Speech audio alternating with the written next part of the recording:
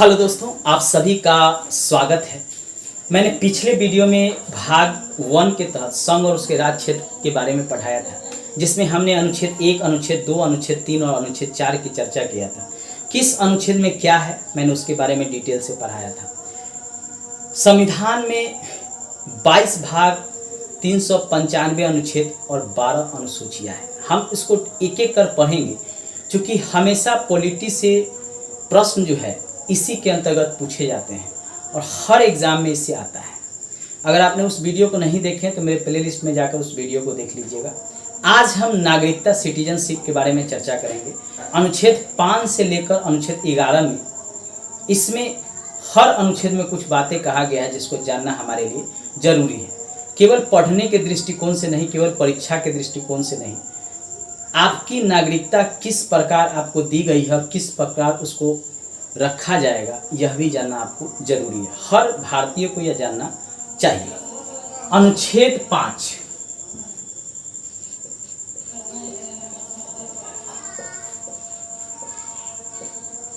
अनुच्छेद 5 में कहा गया है कि किसी व्यक्ति को वंश के आधार पे नागरिकता दी जाएगी। अब वंश का क्या अर्थ है, इसको पहले जानिए। यहाँ वंश का अर्थ है कि अगर आपके माता पिता में से कोई भी अगर भारत के नागरिक हैं 1947 के पहले, तो उनको भारत की नागरिकता मिलेगी। यानी माता प्लस पिता में से कोई 1947 से पहले भारत का नागरिक हो, यानी भारत से पाकिस्तान के अलग होने से पहले तक अगर माता या पिता में से कोई भी यहाँ का नागरिक हो भारत का, तो उसको वंश के आधार पे मिलेगा। दूसरा है जन्म के आधार पे। जन्म के आधार पे कहने का अर्थ है कि अगर आपका भारत में जन्म हुआ है तो आपको भारत की नागरिकता मिलेगी। तीसरा है कि मान लीजिए आप यहाँ से चले गए देश बंटवारा के बाद और वहाँ से आते हैं, तो भारत में अगर 6 महीना तक अगर आप बिताते हैं तो भी आपको नागरिकता यहाँ का मिलेगा। इसमें ये बात कहा गया है, यानी जन्म के आधार पर भी। अब है अनुच्छेद 5, तो हम पढ़ लिए। अब अनुच्छेद 6, इसमें कहा गया है कि जो भारत से पाकिस्तान चले गए थे, जो भारत से पाकिस्तान चले गए थे, लेकिन 19 जुलाई 1947 अगर इस डेट से पहले भारत में आ गए हैं तो उनको नागरिकता दी जाएगी। तक भारत में आने पर नागरिकता मिलेगा। अगर 19 जुलाई 1947 के बाद आते हैं तो भारत में उनको 6 महीना तक यहाँ व्यतीत करना होगा, यानी 6 महीना रहने पर नागरिकता। कहने का अर्थ है कि भारत में अगर 19 जुलाई 1947 से पहले अगर आ जाते हैं तब तो उनको नागरिक भारत का मान लिया जाएगा। लेकिन 19 जुलाई 1947 के बाद अगर आते हैं तो भारत में उनको 6 महीने तक यहाँ निवास करना होगा, तब जाके उनको नागरिकता मिलेगा। तब जब वहाँ निवास करने के बाद रजिस्ट्रार के पास पंजीकृत कराएंगे कि भारत की नागरिकता मुझे चाहिए, तब ये अनुच्छेद 6 में कहा गया। इसलिए कहा गया कि मान लीजिए विभाजन के समय 18 जुलाई 1947 में ये विभाजन की बात की गई थी। मान लीजिए कि कोई चला गया हो और उसको आने का मन हो, पाकिस्तान से गया, वहाँ मन नहीं लगा, सोचा नहीं हम भारत में ही जाएंगे, तो आ सकता है। मान लीजिए कि उसके बाद भी कोई पाकिस्तान से भारत में आना चाहे, बांग्लादेश जो उस समय पूर्वी पाकिस्तान से अगर वहाँ से आना चाहे तो उसको भी नागरिकता दी जाएगी। अनुच्छेद 7 में कहा गया है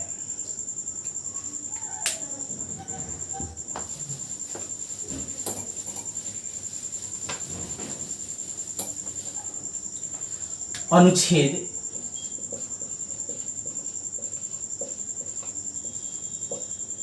7 में कहा गया है कि अगर कोई व्यक्ति भारत से पाकिस्तान चला जाता है तो उसकी नागरिकता समाप्त कर दी जाएगी।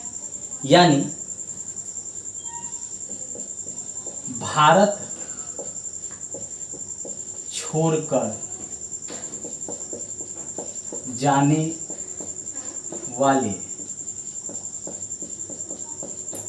लोगों की नागरिकता समाप्त। यह इसलिए कहा गया कि मान लीजिए भारत में तो आ रहे हैं तो हम उनको नागरिकता दे दिए, 5 के तहत भी कह दिए, 6 के तहत भी कह दिया, अनुच्छेद के तहत, अनुच्छेद 6 के तहत भी कह दिए। लेकिन जो भारत से चले गए और दूसरे देश यानी पाकिस्तान या अन्य जगह अपनी नागरिकता ले लिए हैं, तो भारत में एकल नागरिकता है तो उनकी नागरिकता तो जाएगी। तो अनुच्छेद 6 में यही कहा गया कि अगर भारत से चले गए हैं तो उनकी नागरिकता समाप्त मानी जाएगी। यह मार्च 1948 के बाद जो चला गया है उसकी नागरिकता को समाप्त माना जाएगा। अब इसी में अनुच्छेद 8 भी जोड़ा गया। अब देश का विभाजन हुआ तो अनुच्छेद 5 और 6 तो हम पढ़ लिए, 7 भी पढ़ लिए। अब अनुच्छेद 8 क्यों लाया गया इसको भी जानिए। देखिए, अनुच्छेद 8 लाने का मुख्य मंशा संविधान निर्माता का था कि अनुच्छेद 8 में यह कहा गया कि मान लीजिए कोई व्यक्ति ब्रिटिश काल के दौरान यहाँ से काम कराने के लिए दूसरे देश में ले गए हों, जैसे मॉरिशस में हुआ, सिंगापुर में हुआ, ऑस्ट्रेलिया में हुआ, वियतनाम में हुआ, कई देशों में। अगर वह भारत में आना चाहते हैं और यहाँ का निवासी बनना चाहते हैं, नागरिकता लेना चाहते हैं, तो क्या उनको नागरिकता दी जाएगी। तो अनुच्छेद 8 के तहत यह प्रावधान किया गया कि दूसरे देशों में निवास करने वाले लोगों को नागरिकता, लेकिन इसके लिए शर्त रखा गया कि उनके माता पिता या दादा दादी में से कोई भारत का निवासी पहले से होना चाहिए। यानी माता पिता दादा दादी में से कोई भारत का नागरिक रहा हो। ये शर्त रखा गया कि ठीक है, मान लिए कि आप हमारे देश की नागरिकता लेना चाहते हैं, लेकिन नागरिकता तभी मिलेगा ना जब कुछ आधार हो। वंश, जन्म और अर्जन के द्वारा यानी पंजीकरण के द्वारा नागरिकता की बात तो 5 में किया गया। तो यहाँ अनुच्छेद 8 में यही कहा गया कि अगर आपके माता पिता में से कोई एक या दोनों, दादा दादी में से कोई एक या दोनों भारत के नागरिक रहे हैं ब्रिटिश काल में यानी उपनिवेशिक काल में, तो उनको हम नागरिकता देंगे अगर वह भारत में आकर लेना चाहते हैं। लेकिन यहाँ शर्त भी था कि उस देश की नागरिकता उनके पास नहीं होनी चाहिए। ये बात कहा गया। अब अनुच्छेद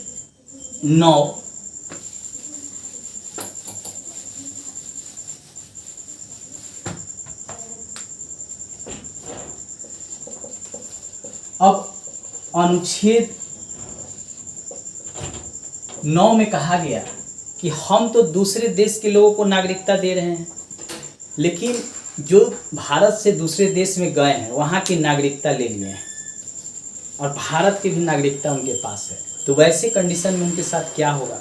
तो यह कहा गया कि दूसरे देश की नागरिकता लेने वाले लोगों, यहाँ भारतीय की नागरिकता समाप्त। मान लीजिए कोई देश छोड़कर चला गया है, यहाँ से चला गया और 7 वर्षों से अधिक समय से दूसरे देश में रह रहा है, वहाँ की नागरिकता ले लिया है, तो यहाँ की नागरिकता, भारत की नागरिकता स्वयं ही समाप्त हो जाएगी। जैसे मकबूल फिदा हुसैन, आपको पता है कि एक पेंटर थे, वो हिंदू देवी देवता का नग्न चित्र बनाने के कारण उनका विरोध हुआ था, जिसके कारण ये यहाँ से चले गए और जाकर कुवैत में शरण ले ली, वहाँ की नागरिकता ले लिया। तो उनकी नागरिकता जो है भारत में स्वयं ही समाप्त हो गई। एक उदाहरण के तौर पे हम बताएं तो अनुच्छेद 9 में यह प्रावधान किया गया है, अनुच्छेद 9 में। अब अनुच्छेद 10 यानी अनुच्छेद 10,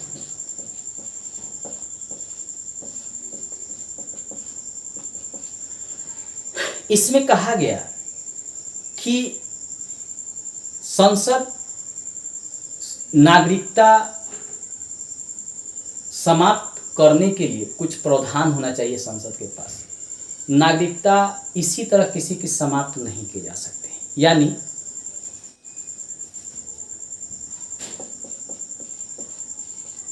नागरिकता का बना रहना,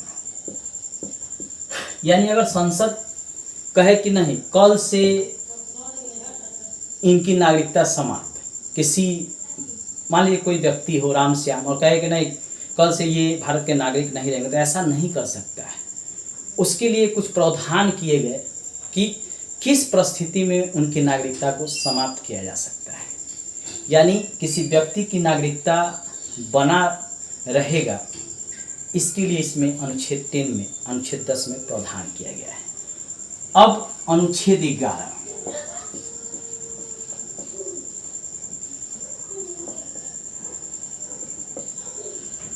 ये सबसे इम्पोर्टेंट है। इसमें संसद को विधि बनाकर नागरिकता में संशोधन करने का अधिकार दिया गया। अनुच्छेद 11 में कहा गया कि संसद संवैधानिक संशोधन कर सकता है, विधि बनाकर नागरिकता में संशोधन कर सकता है।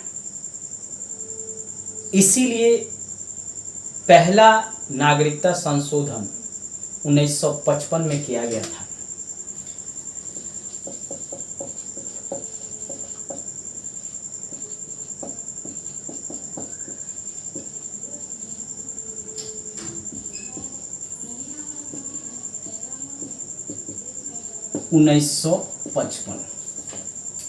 ये संशोधन किया गया था और इसमें कहा गया था कि अगर 7 वर्ष तक कोई भारत के बाहर आता है किसी दूसरे देश में, अगर नहीं आता है 7 वर्ष के बाद, तो उसकी नागरिकता समाप्त हो जाएगी। इसमें जन्म, वंश, पंजीकरण के द्वारा नागरिकता की बात की गई। इसमें कहा गया कि अगर वह भारत में जन्मा है, उसके माता पिता भारत के नागरिक रहे हों, तो उसको नागरिकता मिल जाएगा। अगर उसका जन्म बाहर किसी दूसरे देश में होता है और वह उसके माता पिता भारत के निवासी हैं, तो भी उसको नागरिकता मिलेगा।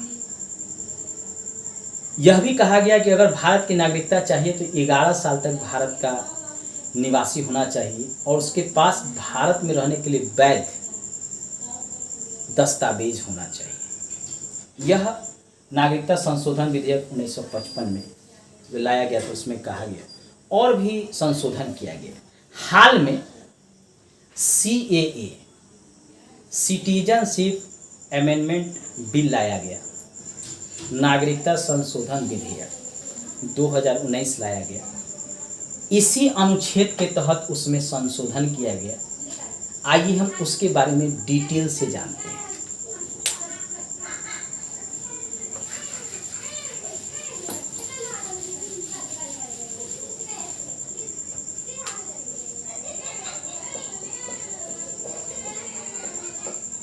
नागरिकता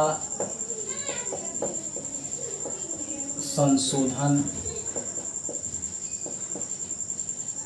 विधेयक 2019 CAA काफी चर्चा में रहा है और इसको अनुच्छेद 11 के तहत ही यह बिल लाया गया है और इसमें कुछ बातें कहा गया है कि भारत की नागरिकता बने रहने के लिए और भारत की नागरिकता लेने के लिए क्या क्या होना चाहिए। इसमें भी कहा गया कि वंश, जन्म, पंजीकरण के द्वारा भारत की नागरिकता उसको प्राप्त होगा। पहले कहा गया था कि 11 वर्ष तक भारत का निवासी यानी 11 वर्ष तक भारत में रहा हो। अब कहा गया कि नहीं, ये नहीं, अब आप 5 वर्ष भी अगर भारत में रह लेते हैं तो आपको, अगर भारत में नागरिकता के लिए आप रजिस्ट्रार के पास पंजीकृत करवाते हैं, 5 वर्ष रहने के बाद तो आपको नागरिकता मिल जाएगी। एक इसमें और बात कहा गया जिसके लिए सबसे ज़्यादा विवाद हुआ था। कहा गया कि अल्पसंख्यक वर्ग को भी भारत में नागरिकता दी जाएगी, लेकिन उसमें केवल मुसलमान को नहीं दिया जाएगा। भारत में जो अल्पसंख्यक वर्ग हैं, ईसाई, जैन, बौद्ध, सिख, पारसी, इन सभी को भारत की नागरिकता दिया जाएगा अगर वो पाकिस्तान, अफगानिस्तान और बांग्लादेश से आते हैं। 3 देश की बात किया गया था। लेकिन अगर मुसलमान इस देश से आते हैं, पाकिस्तान, अफगानिस्तान और बांग्लादेश से, तो उनको भारत की नागरिकता नहीं दिया जाएगा। देखिए, ये हमारा सटा हुआ पड़ोसी देश है। हम इसको एक मैपिंग के तहत समझते हैं।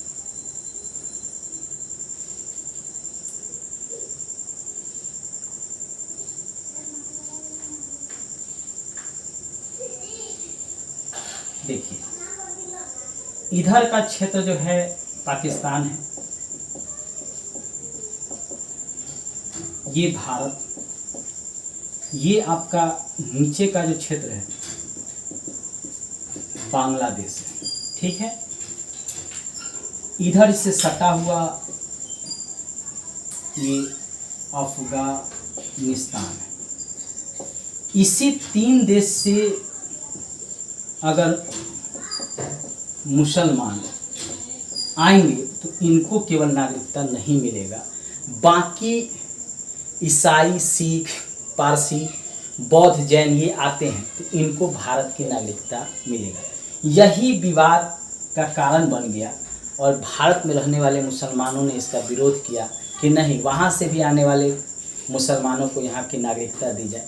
जैसे आपको पता है कि म्यांमार से रोहिंग्या मुसलमानों को वहाँ से भगाया गया था, तो ये बांग्लादेश में, इधर से आके बांग्लादेश में शरण ले लिए, यहाँ से भारत में चले आए, तो यहाँ की इनको नागरिकता नहीं मिली है।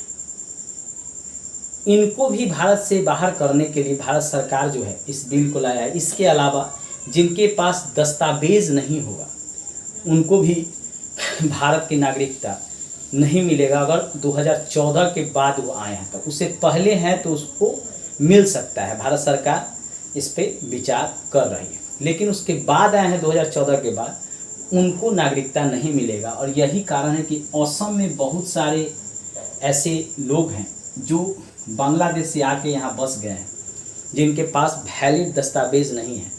2014 के बाद तो भयानक स्तर से असम में आके, पश्चिम बंगाल में आके लोग बसे हैं।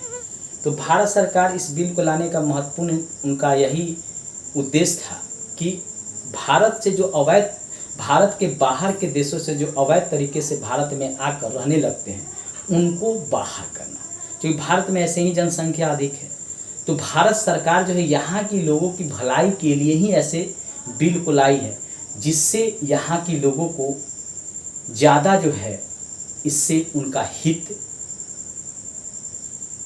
उनका उद्देश्य पूरा हो सके और भारत से आने वाले, भारत के बाहर से आने वाले जो भी लोग हैं उनको इस बिल के तहत बाहर निकाला जाए।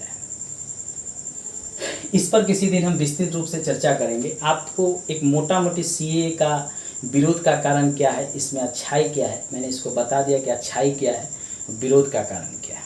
नेक्स्ट वीडियो में हम भाग 3 पढ़ेंगे, उस वीडियो को भी आप जरूर देखिएगा। दोस्तों, लास्ट में यही कहेंगे कि अगर मेरा वीडियो अच्छा लगे तो लाइक, सब्सक्राइब और शेयर जरूर कीजिएगा।